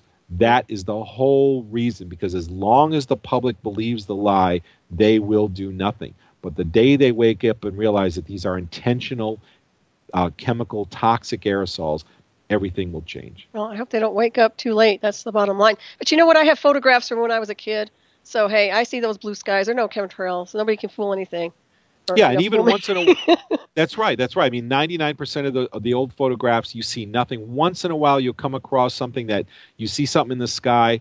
Well, of course, they've been doing this for decades, but it's been on a very limited basis, a very limited basis. It's only been between 2000 and 2005 is when the explosion took place. That's when they really released the program on the public.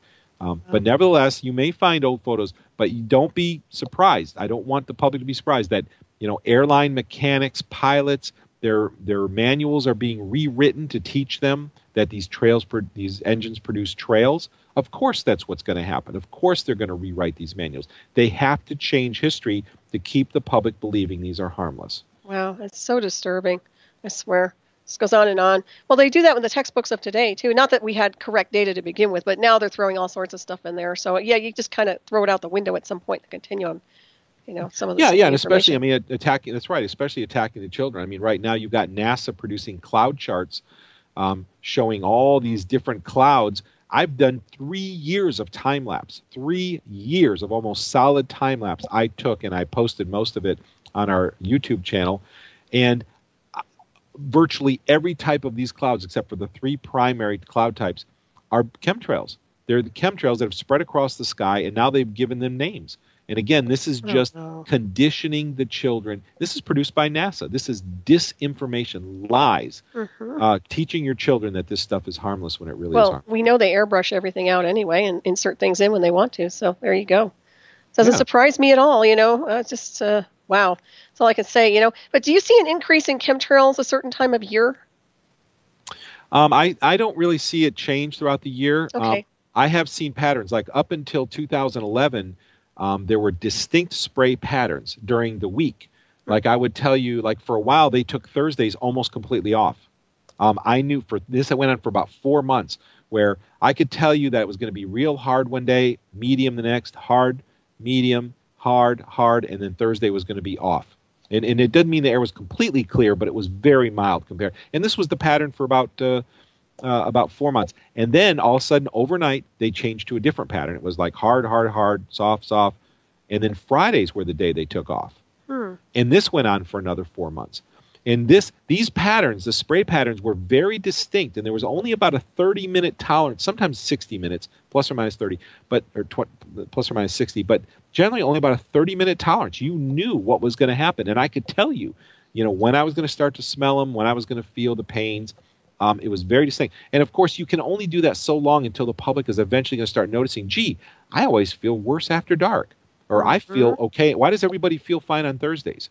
Interesting. So you can only do that for a while. So in 2011, they randomized it. That was the year that they made the patterns there's no more recognizable pattern. It's all just random throughout the week. Now, there are some discernible patterns. Like at night, they usually do a certain type. And when there's snowfall, there's a concentration of a certain type. When there's rainfall, there's a concentration of a certain type. But other than those patterns, it's been very mixed up and randomized.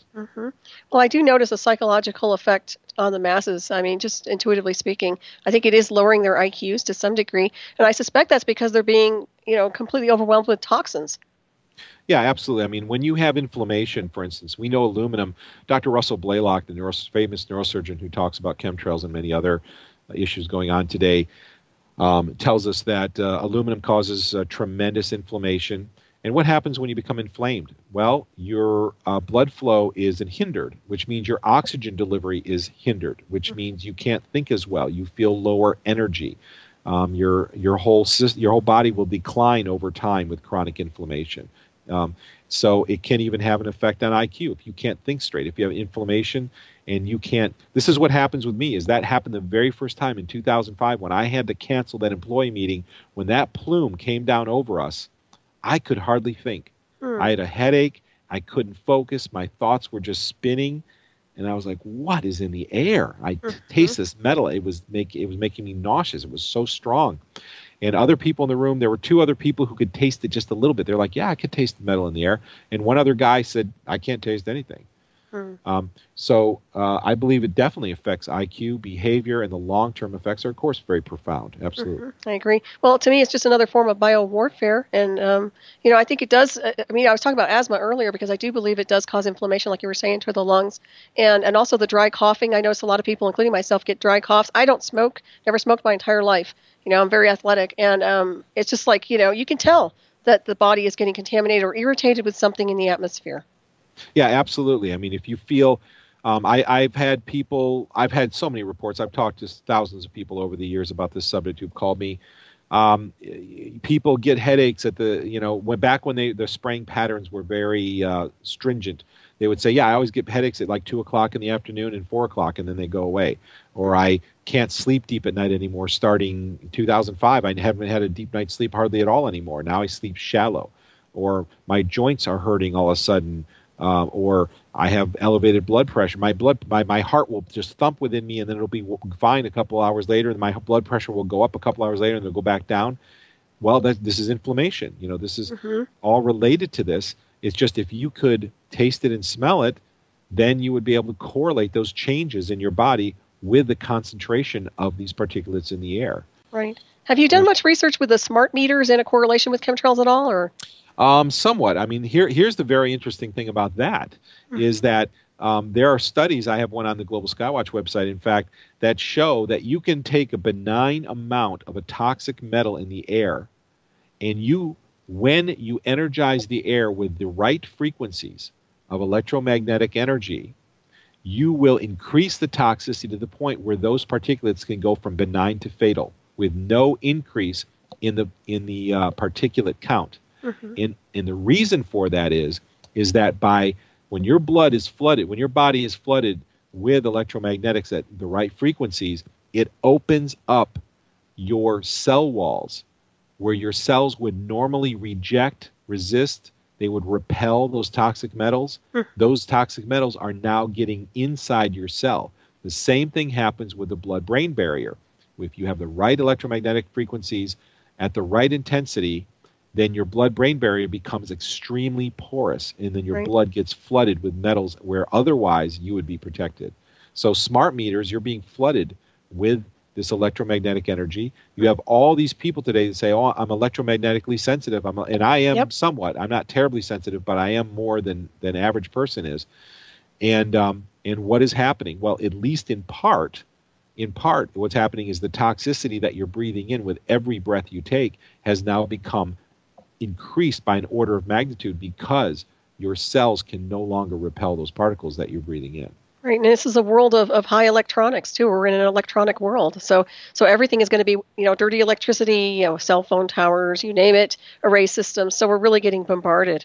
Well, exactly, and people have to think about this: is that if you have a computer, like I'm sitting next to a computer, computers and other electronic equipment have requirements by the FCC of how much electromagnetic radiation they can emit. So they have all of these regulations, and these things have to be like your computers. If they have plastic sides, they'll usually be lined with metal because the RF that's created by the microprocessor has to be limited.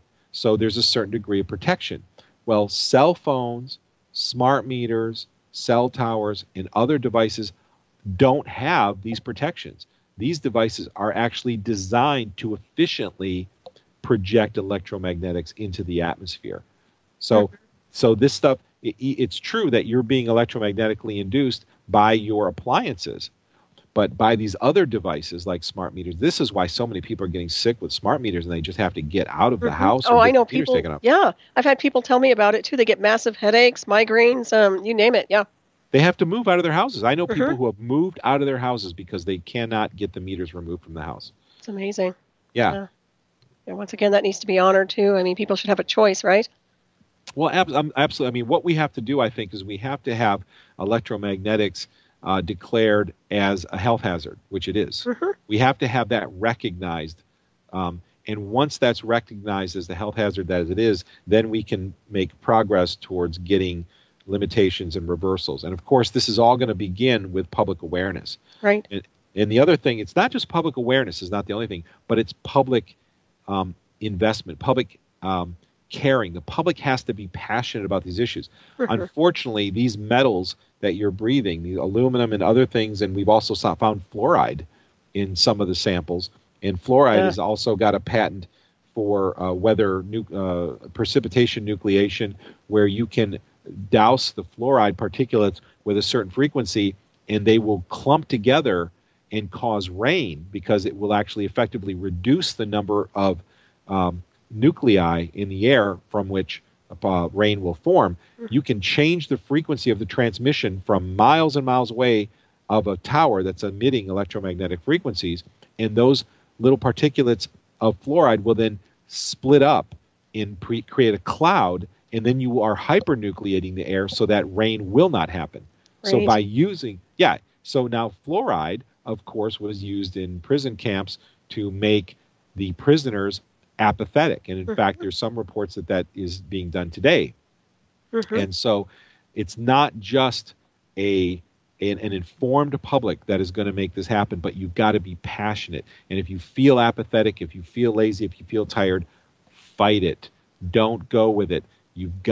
There is no reversing this unless people are passionate about getting these things to stop. I agree. And of course, the fluoride in the water, I mean, most people in cities, I would suspect, still have fluoride in the water, right? Yeah, I mean, at least half the U.S. cities still have fluoride. I mean, there are entire countries that don't have fluoride. Right. And this is why you hear all these stories about judges. People file lawsuits. They have protests. They have votes. They're actually, in some cities, the public has won the vote to have fluoride removed from the water, and it was overturned by a single judge. Oh, brother. And it's like, how can this happen? Because they want the fluoride in the water. You bet. Yeah, it's control. Mass control. It's control by the dumbing down of the public, by the making apathetic the public. And when you have a population that cannot think, this is right from Dr. Russell Blaylock, they cannot think, they can't focus, and they're tired and exhausted, they're not going to resist your corruption. Yep, that's very, very true. Yeah, thank goodness I'm on well water. I don't have all that crap in there. Good, yes. Good. But I have to check it, obviously. But still, I mean, nothing's perfect. But we live in a contaminated, world right now, and it seems to be weaponized. Each day it gets worse and worse and worse. So. Yeah, I'm sitting here. I wish to God that people could taste what I taste, because even as I sit here, my sinuses are 50% swollen. There's a mixture of two different chemtrail types in the air right now. I've got mild to medium pain in my joints, my muscles. I feel a little bit tired from it.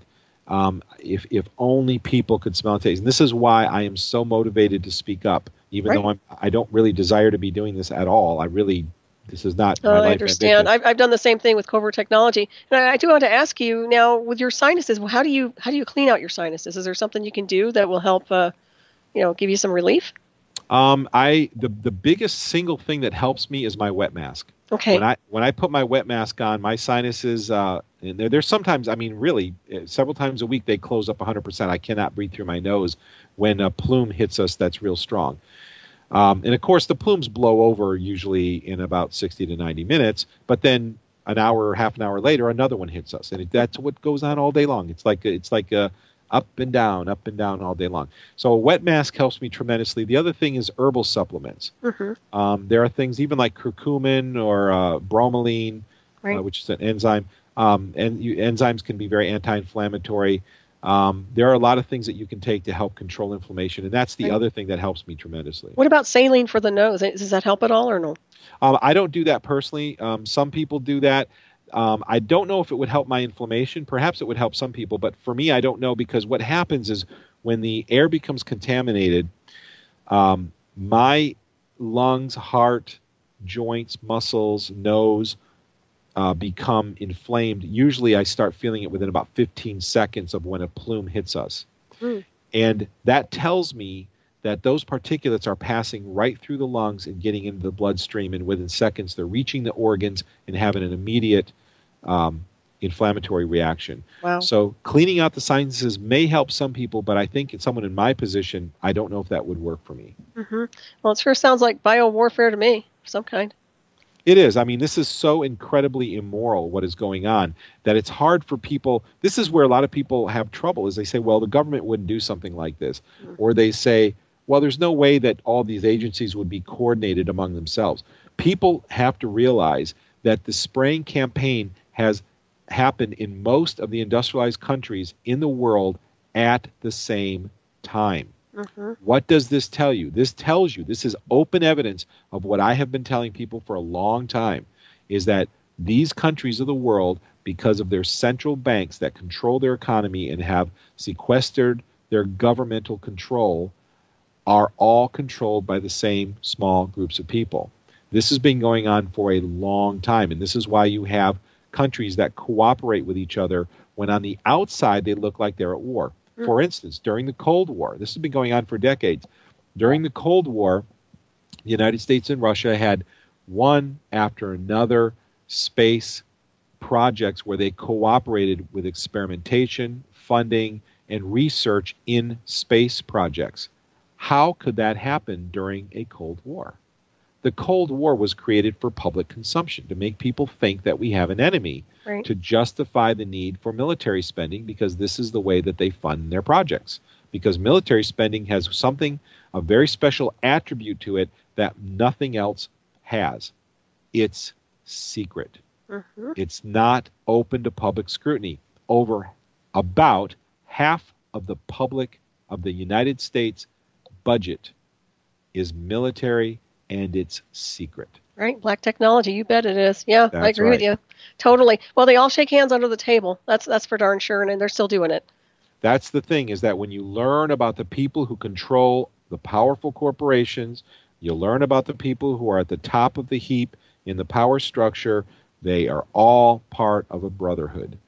They work together, they cooperate together. This is why you have NASA producing disinformation about chemtrails, saying they're contrails to children. This is why you have Archer Daniels Midland and the foundations that produce and contribute to textbooks that are now saying, teaching your children at the same time, that these trails are contrails. This is why you have weathermen. This is why you have corporate advertising putting all these trails in advertisements, because they normalize them in the public eye, and the public says, well, it's hard for me to believe that those things are really toxic. Look, they're all over. They're even in ads. Well, they're in ads because the brotherhood follow orders. When you join, for instance, a secret society, one of the very first oaths you take is that when you are given a command, when your help is required by one of your brethren, you are required to help them if it is within your power to do so. Why would that be one of the oaths that you take? Right. Because that is another element of control. If you're going to reap the benefits and the beneficial business rewards of being part of a society, you're going to have to pay the piper. And that's going to mean that you're going to do what you're told from time to time when your help is required. And this is the way the brotherhood works. Right, I agree with you. Well, it's one planet. I mean, I'm sure they can terraform elsewhere, and I'm sure they've already have, been navigating other planets. I mean, some of these breakaway societies. But still, this planet's going through a kind of morphing process, if you ask me. And it looks like it's being terraformed, and I think some of the chemtrails is kind of contributing to that. Now, my question is, do you think that, obviously, it's creating a cool down to the planet, wouldn't you say? Well, I think what happens is that when you dump these particulates, you have a short-term cooling effect, but you have a long-term warming effect. Okay. So you have these events, and many people have reported this, and people who are listening, check this out for yourself. You've had event after event where people will notice that the temperature will vary widely within short periods of time. You may have 70-degree temperatures during the day, and 2 hours later, it's 30 degrees. And this has happened. Right. And people are like, I've never seen anything like this before. Well, when you have a massive chemical dispersion, some of these chemicals are designed specifically to create these massive downdrafts so that they bring that cold upper atmospheric air down to ground level, and they create all these strange anomalies. Right. Yeah, weather manipulation, big time. Right, but the long-term effect of dense ionized particles in the atmosphere, long-term it's going to be heating, but short-term you can have cooling in the short term. Okay, I was curious about that because I noticed it seems to me like we're getting cooler. And, of course, there's talk of the pole shift in motion and a lot of other things that are happening. So have you done any research on the pole shift at all? Some, it's another one of those many things that are taking place that, show our changing planet, right, and all of the other things that are changing. It's one big combination of a lot of things happening simultaneously. And also, I'm wondering if we were to stop chemtrails automatically, how long would it take the planet to recover from this? Well, I think that the effects of this, the effects would ripple through centuries. The contamination of the soils would take a long, long, long, long time to go away. I think in the short term, we would see improvements most dramatically because people are thinking in terms of weather. How would the weather improve? How would the climate improve? But where you're really going to see improvements is in people's health. Right. When you stop doing this, you're going to have people's bronchitis, asthma, infections, respiratory, chronic infections, headaches, joint pain, energy levels, thyroid issues. You're going to have these things just disappear. Disappear. And that's going to be the most profound, sudden thing that people would notice. But, people, from someone who smells and tastes this, I will tell you, in the first few years, the air did completely clear, or at least to the point where I couldn't smell or taste anything in the air between the plumes. And that happened for about the first 3 years. Since the fourth year, which would be about 2008, 2009, that doesn't happen anymore. The air constantly has a metallic taste. It does increase and decrease with the plumes as they blow through, but it never goes away. So now the air is constantly containing these, and you're constantly breathing them. So I think the biggest effect you would see if the spraying stopped, you would see changes in weather. You would see because, of course, their HARP weapons, their weather weapons aren't going to work anymore. But you're also going to see dramatic improvements in health. Yeah, I would think so. Absolutely. Well, I can tell, when they don't do a spray, I can immediately tell the atmosphere feels better. Energetically, I feel better. So I know something's afoot. And I'm talking my lungs. I'm just talking regular stuff. I'm not even talking psychologically. I'm talking health-wise. I feel a lot better with my lungs and my breathing. So it's not psychological at all. I mean, you can see it and you can feel it. At least I can feel the impact, and I've talked to others also who can feel it as well. So absolutely. Yeah. And the thing is that barium and aluminum and mercury are all three immune suppressants. So what you happen if you have long-term immune suppression, what do you have? More frequent illnesses. You're going to develop cancer eventually. If your immune system is chronically suppressed, your body cannot fight the cancer cells at the rate that they are produced in your body, because everybody produces cancer cells.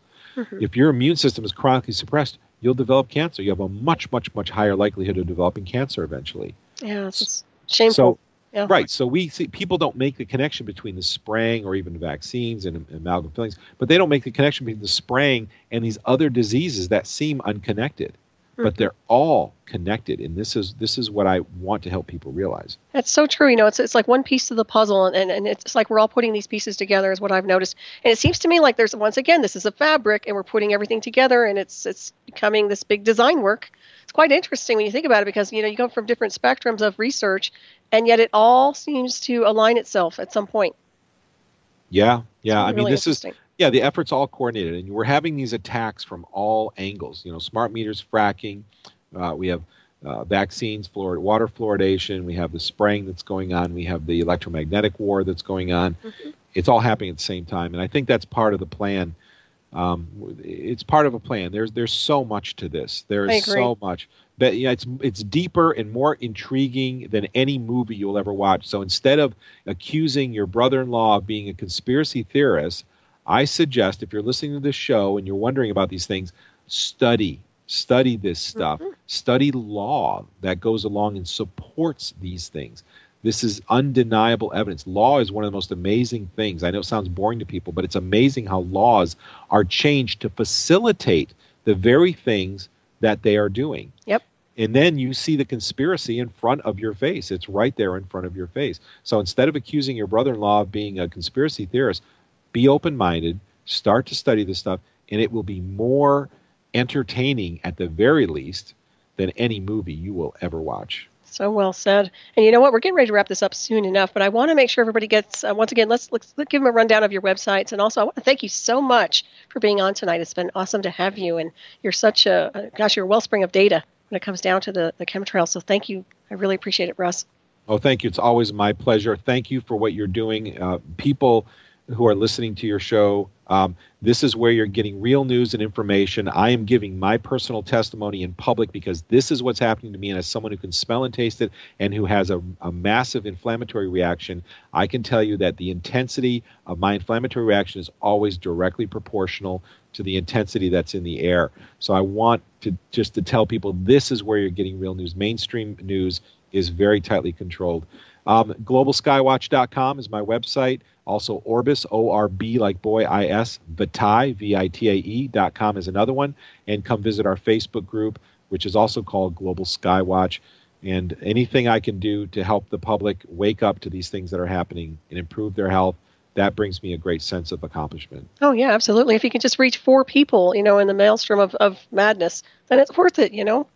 Absolutely. And the thing, I had somebody contact me last month say there's 1, maybe 2 people who I've saved from a heart attack because of what you taught us about the barium. Mm-hmm. You can counter that by taking potassium because the ambulance wouldn't get here in time. I saved his life with barium. Thank you to your website. And that almost brings me to tears. I'm like, I don't even know what to say to that. That makes it all worth it. That makes it worth it. Yeah, absolutely. If you can help somebody on the path, absolutely. I agree with you on that one. So do you think America's getting hit the hardest with the chemtrails?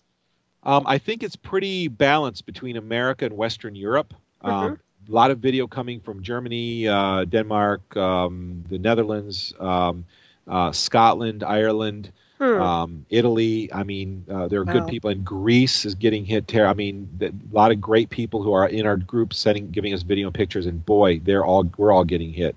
Is there any area that's not getting hit on the map?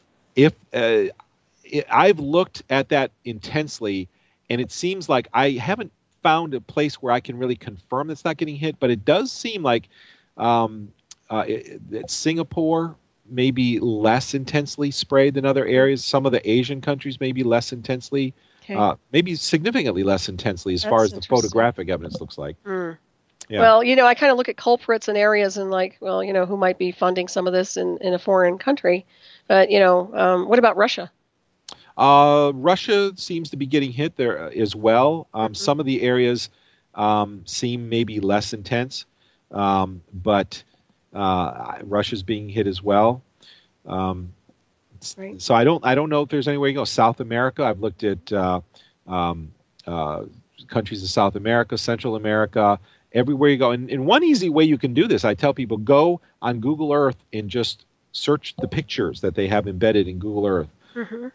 And check out all the pictures, and you'll just see where they have a lot of trails, where they don't have trails. Switzerland, I thought about moving overseas and looked into Scotland. I love Scotland. Yeah, me too. Yeah, I did. I looked at Scotland, I looked at Switzerland, I looked at some of the other European countries, and after looking at the photographs, I was just like, wow, they are getting hit just as bad as we are, if not worse. No escaping it, I guess, huh? Not without personally protecting yourself, yeah. It's really unfortunate. And there are some documentaries, right? What in the world are they spraying? I think is one, right? Absolutely. If you go to, one of our other websites I didn't mention called END, E-N-D, geoengineering.com, END, geoengineering.com. We have both What in the World Are They Spraying, which is a documentary on this subject, and Why in the World Are They Spraying. And so check out those, share them with your family. Please do it as soon as you can. Oh, absolutely. And also, please stay tuned for, I believe we have Dr. J coming up with Researcher on a Mission, if I'm not mistaken. So stay tuned for that as well. And also, Russ, I do want to wish you a very Merry Christmas, and I hope you have a really nice holiday. You're just such a wonderful being, and I really appreciate what you've been doing. I know you've been working very, very hard on exposing this data, and I really respect that and appreciate you for being here. Oh, thank you. My pleasure. Thank you for what you're doing. I know that your information you're getting out is saving lives, giving us a platform to talk. That's what it's about. Help your neighbor. Care about each other. If you don't do that, then that's how we lose. I totally agree with you. And also, do you think the chemtrails are getting a little bit better or worse from the observations this past year? The intensity is about the same overall. Even though they're spraying at higher altitudes and the trails are shorter, the air intensity is about the same. They're getting worse in the sense that they've introduced new types every couple of years over the last few years, and those new types are much more inflammatory and cause me a lot more pain and grief along with other people. So overall, I think it's getting worse. Oh, yeah, that's not good at all. And also, so people can actually do access your other website for herbs. If they want more information on your herbs and things like that, they can definitely do that, right? Yeah, only the best herbs, onlythebestherbs.com. We have herbs there for chemtrails, for detoxing mercury and other things as well. Okay, and have people actually gotten relief from that, from some of the herbs that they've Oh, taken? huge. I get huge relief. Okay. I take a few supplements when I have a lot of pain and they're spraying us hard. That's how I stay functional. My wet mask and herbal supplements. That's how I stay functional. Excellent. Well, we're out of time here. Thank you so much, Russ. Thank you, everybody, for listening. Thank you, Keith. Have a great week, everybody.